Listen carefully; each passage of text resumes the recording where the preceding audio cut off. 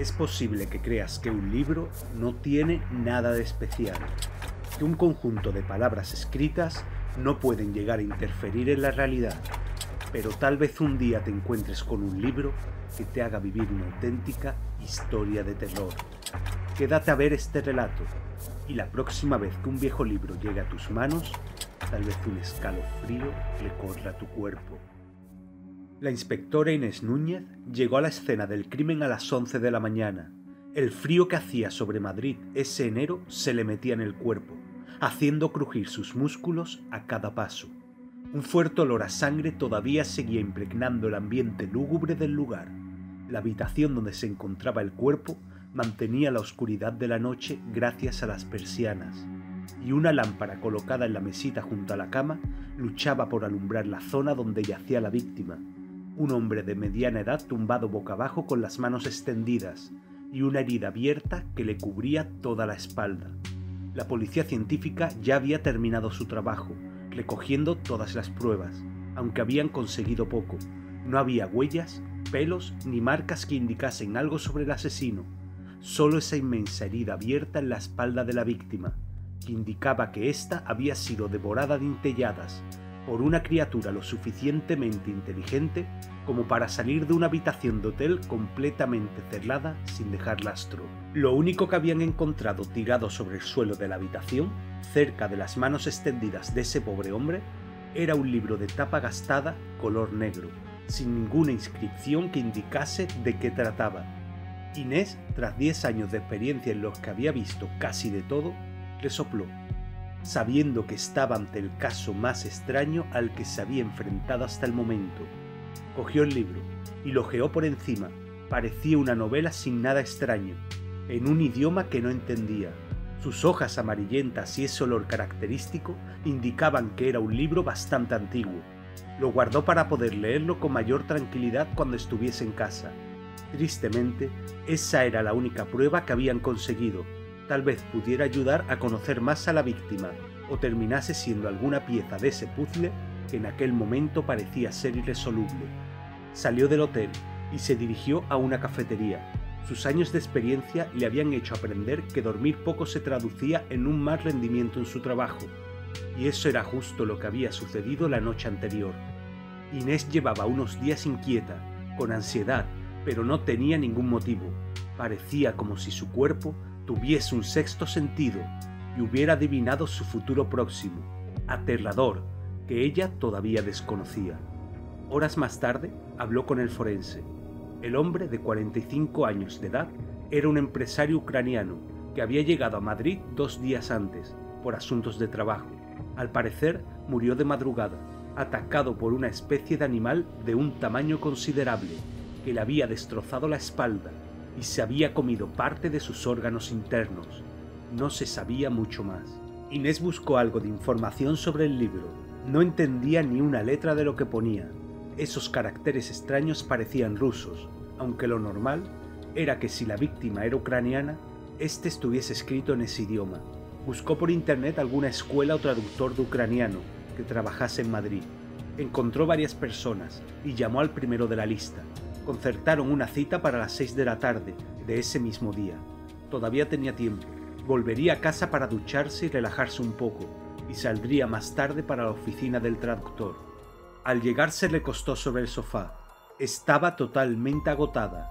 Poco a poco fue cayendo en un estado de semi-inconsciencia, en el que le costaba distinguir si estaba despierta o dormida. Mientras Inés flotaba en ese mundo perdido en su subconsciente, empezó a escuchar unas voces procedentes de su bolso. Esas voces hablaban en un idioma extraño, a susurros. Pegó un salto del sofá y todo se hizo silencio. Alcanzó el bolso con la mano y al abrirlo vio ese extraño libro con la tapa gastada. Todo parecía completamente normal. Seguramente ese sueño que arrastraba le hiciera escuchar cosas que no existían, llevándola a un estado de alerta permanente en el que su imaginación jugueteaba con sus nervios. Fue a la ducha, dejando el libro de nuevo en el bolso. Miró la hora y vio que se le estaba haciendo tarde. Salió corriendo de casa tras vestirse, sin ver que en el fondo del pasillo, junto al armario de su dormitorio, unos grandes ojos negros la observaban, esperando su vuelta. Inés llegó con la hora justa a la oficina del traductor. El hombre, de origen ucraniano, hablaba un español casi perfecto. Según le contó, ya llevaba en España más de 30 años. Inés no le dio detalles sobre el caso, solo le indicó que necesitaba saber algo sobre ese extraño libro que había llegado a ella. El hombre cogió el libro y lo hojeó por encima. Esa tapa no revelaba ningún secreto. El viejo traductor hojeó el interior, pero su expresión tardó poco en cambiar. El terror se grabó en sus ojos y soltó el libro, que cayó sobre la mesa. Inés se asustó al escuchar el golpe y ver que ese hombre de tamaño considerable se pegaba a la pared, apartándose lo máximo posible de ese inofensivo conjunto de hojas encuadernadas.